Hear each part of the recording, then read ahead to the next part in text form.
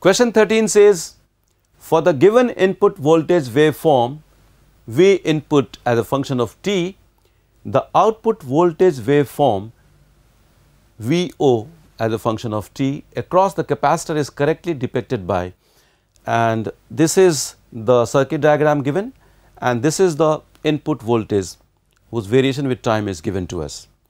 Now, if you look at the options, the 4 options are given.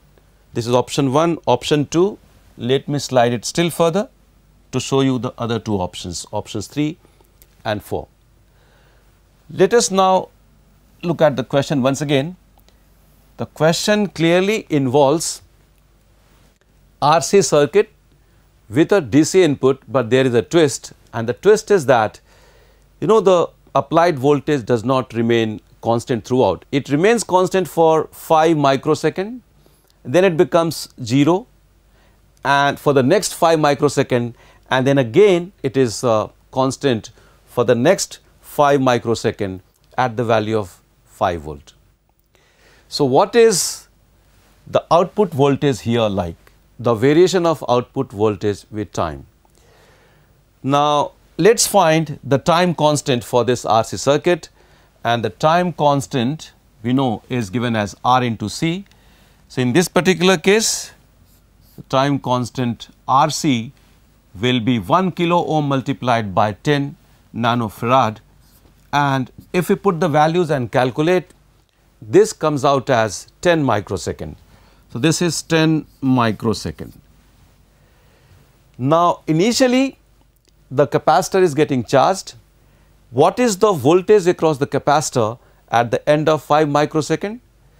Well, the expression is something like this. So, the potential difference across the capacitor, which is also the output voltage, at t equal to 5 microsecond, let us call it V1, that is the output voltage at t equal to 5 microsecond. We can write it as 5 into 1 minus e to the power minus t by tau, and in this case t is 5 microsecond, the time constant tau is 10 microsecond. So, that means the power of e that we have to take is in fact minus 0.5 or minus 1 by 2. So, we have here power minus 0.5, and if we evaluate, this is very close to 2 volt. So, it rises up to 2 volt at the instant 5 microsecond, and then the applied voltage becomes 0. That means the capacitor starts getting discharged, and if it starts getting discharged, the potential difference will start dropping. It will drop for the next 5 microsecond, and then again the voltage is restored to plus 5 volt, and so it will start charging once again. So, it will keep on charging for the next 5 microsecond, that means till 15 microsecond. Now, clearly, since in this particular interval it is starting at a value greater than 0, because having discharged for 5 microsecond, its potential difference will not become 0, it will have some value greater than 0. We can calculate, but that is not really required, because it is starting from that value. So, in the next 5 microsecond, the potential difference will achieve a value clearly greater than 2 volt. We do not really have to calculate what the value would be, and if we look at the description that we have just given, that we have just discussed, well, among all the graphs, if you see, clearly 4, 3 and also 2 do not match at all. In fact, 1 is the best option. Yeah, probably this should have dipped a little bit more, but this clearly is the best option. So, let us select option 1 for this particular question, and let us now go to the next question, that is question number 14. Question 14 says an electron, a doubly ionized helium ion He++ and a proton are having the same kinetic energy.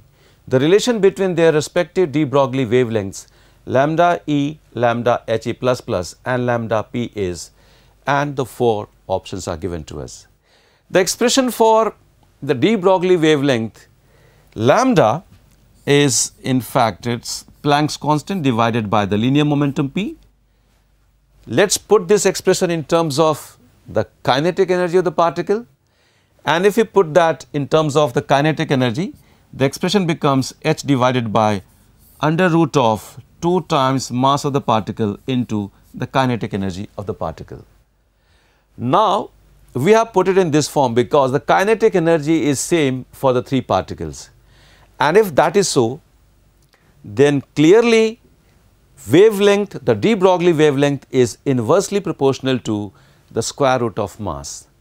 It means that smaller the value of mass, greater is the de Broglie wavelength, and on that basis it becomes very easy to pick the correct option.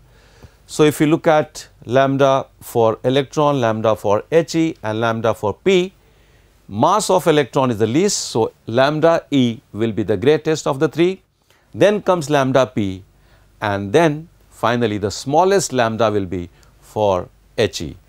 So, with that discussion and that logic, we have option 3 as the correct option for this particular question. Let us now go to question number 15. Question 15 says, in the figure below, P and Q are 2 equally intense coherent sources emitting radiation of wavelength 20 meter. The separation between P and Q is 5 meter and the phase of P is ahead of that of Q by 90 degree. So, the source P is here, source Q is here. According to the question, the phase of P is ahead of that of Q by 90 degree. A, B and C are 3 distinct points of observation, each equidistant from the midpoint of PQ. The intensities of radiation at A, B and C will be in the ratio. So, these are the 3 points A, B and C. We have to find the ratio of intensities at these 3 points. The sources are coherent, but they are not oscillating in phase. There is a phase difference pi by 2 or 90 degree at the source itself. Now, if we look at point A, what is the path difference? Path difference at point A in fact is the length PQ, which is given as 5 meter. Now, in terms of lambda, the path difference for A, let us call it delta XA, the path difference for point A between the 2 sources, that is 5 meter. And if we convert this into phase difference, that phase difference is 2 pi by lambda into path difference. Now, the value of lambda is given as 20 meter. So, 2 pi by 20 meter into 5 meter gives us a phase difference which is arising out of the path difference as pi by 2. So, what is happening here? Clearly, because of this path difference, Q will be leading P, okay, by how much? By pi by 2. Now, since P was originally leading by pi by 2, that has been compensated because Q is ahead of P as far as the point A is concerned. So, that means at point A, the net phase difference becomes 0. And if we take individual intensities as I naught, then the resultant intensity at A becomes 4 I naught. So, we have intensity at point A as 4 I naught, where I naught is intensity due to the each source individually at the location of point A.